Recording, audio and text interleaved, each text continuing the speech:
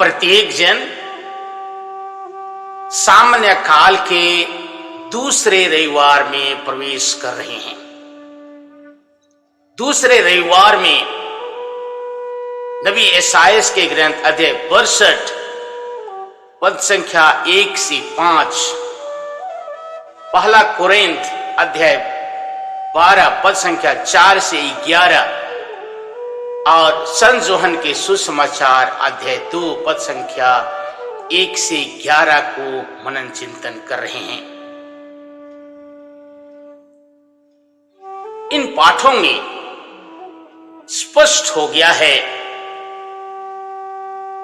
कि आने वाले दूल्हे की प्रतीक्षा अब पूरी हो चुकी है। वह अपनी प्रजा इस्राएल को अपनाने के लिए आ चुके हैं।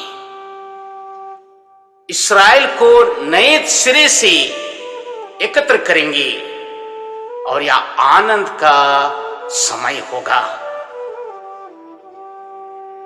मेरे प्रियजन, इस्राएल प्रजा की इतिहास बड़ी गजब है। वे बहुत ही नीच मनोभाव में जी रहे थे।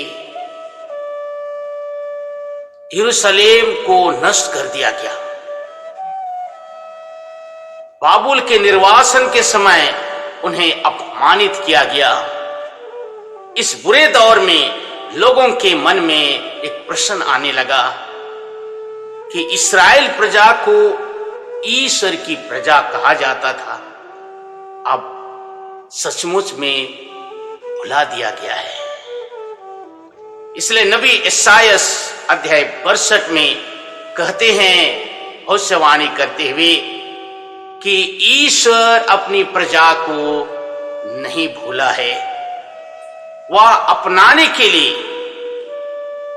आएगा, ऐसे जैसे दूल्हे अपने दुल्हन को अपनाने के लिए आता है, और वहां वे नई अंगूरी परोसेंगे।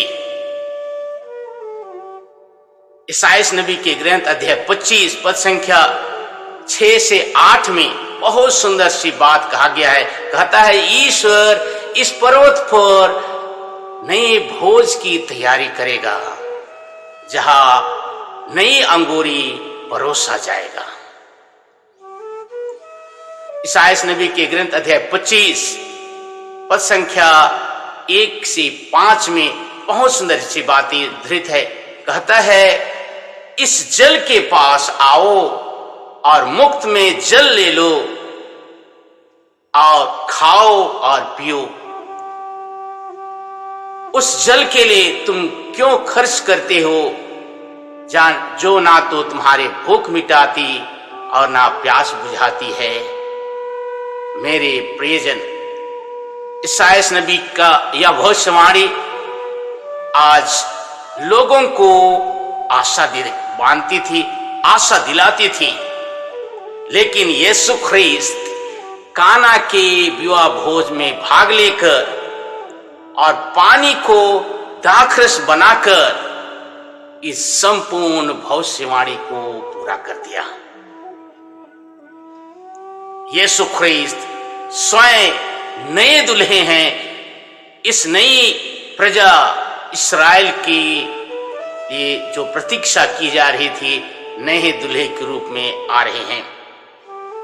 और इस विवाह भोज में माता मरियम बहुत बारीकी से स्थिति परिस्थिति का अवलोकन करे, जिसे आधुनिक मीडिया शायद ख्याल नहीं कर पाती, देख ना पाती। उसने देख के यीशु के पास आकर कहा, बेटा, विवाह भोज में दाखरस घट गया है। इस पर यीशु ख्रीस्त ने कहा, भद्रे, इससे आपको और मुझे क्या।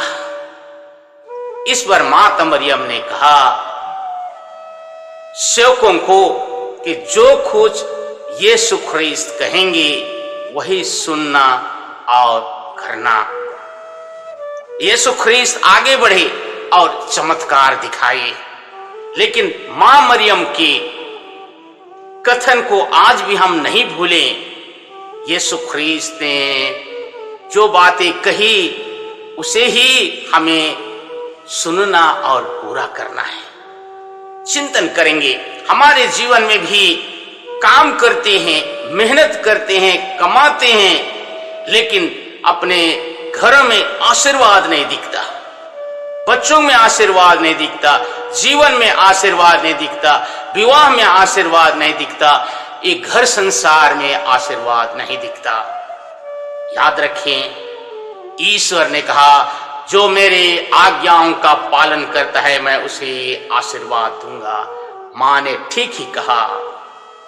यदि तुम आगे जीवन में बढ़ना चाहोगे, जो कुछ ईश्वर कहेंगे उसे सुनकर करना, तुम्हारे जीवन में आबादी आएगा। यीशु ख्रीस्त ने आगे कहा कि अपने पड़ोसी को अपने समान प्यार करो। तुम एक दूसरे को प्यार करो जैसे मैंने तुम्हें प्यार किया। आज परिवार में मां बाप, पति पत्नी, भाई बहन और सभी लोग रहते हैं, एक साथ खाते हैं, लेकिन प्यार की बारी आती है तो हम जी चुराते हैं। त्याग की बारी आती है तो मन चुराते हैं। क्षमा की बारी आती है तो हम सचमुच में अपने ज्ञान चुराते हैं और छिपने और छिपाने की चेष्टा करते हैं, और अंततः में हृदय से शांति नदारद हो जाती है। हमारे परिवार में आए दिन में उठापटक होता, बातें होती है, झगड़ा हो जाती हैं, और बातों ही बातों में कामों के लिए कहा सुनी हो जाती है। लेकिन एक ख्रिस्ती होके हम प्रत्येक जन को जानना चाहिए, हमारे हृदय में आत्मग्लानि धीरे धीरे धीरे धीरे बढ़ता जाता। यीशु ख्रीस्त ने कहा तुम 7 गुना 70 बार क्षमा करो। यीशु ख्रीस्त के कथन को यीशु ख्रीस्त ने क्रूस के ऊपर दिखाया। उसने कहा हे पिता, इनको क्षमा कर देना, ये लोग नहीं जानते हैं कि क्या कर रहे हैं। प्रियजन, हमारे जीवन में क्षमा के अभाव के कारण, परिवार में क्षमा के अभाव के कारण, समाज और समुदाय और कलीसिया में क्षमा के अभाव के कारण आज चेहरा मुरझाया हुआ दिखता है, लोग उदास दिखते हैं। याद रखें, मां ने कहा जो कुछ कहे उसे सुनना और करना। मैं यीशु ख्रीस्त के कथन बहुत सारे बाइबल में हैं, आपके लिए होमवर्क के रूप में छोड़ता हूं। एक एक जीवन की बातों को बाइबल के साथ जोड़िए, आपके लिए, आपके परिवार के लिए, आपके जीवन के लिए, समुदाय के लिए, समाज के लिए, मंडली के, कलीसिया के लिए ईश्वर आज क्या कहते हैं। क्या आप सुनते हैं? क्या करते हैं? ज्यादा समय नहीं लूंगा, जाइए जीवन में स्वयं इन बातों को सुनिए और इसे करना शुरू कीजिए। देखिए ईश्वर का आशीर्वाद अपार रूप से तुम्हारे परिवार और जीवन में होगा। इसे जब अमल करेंगे, शांति और आनंद और चेहरे में खुशी यूं ही फूल की तरह प्रस्फुटित होने लगेगा। ईश्वर सबको आशीष देना। आमीन।